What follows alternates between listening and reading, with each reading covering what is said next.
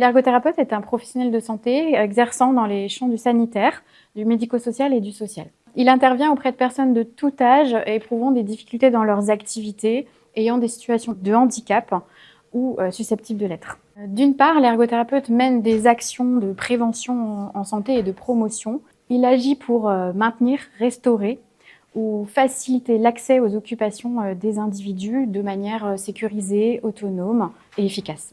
Pour cela, il analyse les situations de façon globale en s'intéressant aux habitudes de vie, au rôle et à l'environnement de la personne.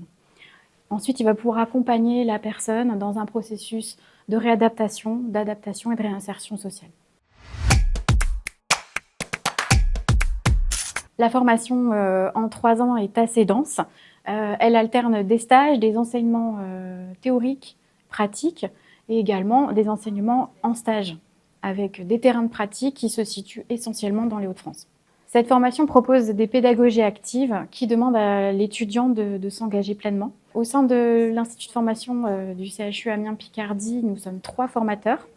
Nous faisons également intervenir des professionnels de santé, ergothérapeutes ou autres professions, et des enseignants universitaires. Nous sommes d'ailleurs situés au campus santé à l'université Picardie Jules Verne, tout près du CHU Amiens-Picardie et proche du centre Simu Santé, centre de simulation en santé.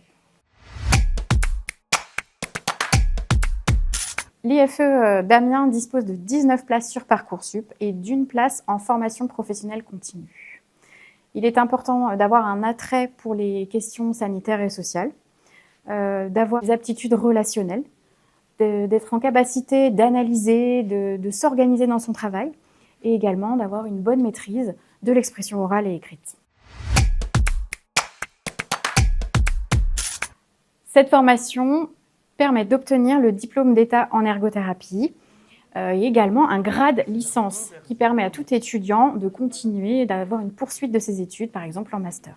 En tant qu'ergothérapeute, on a aussi la possibilité de s'inscrire à une formation de cadre de santé au bout de quelques années et bien entendu de participer à une spécialisation via la formation continue.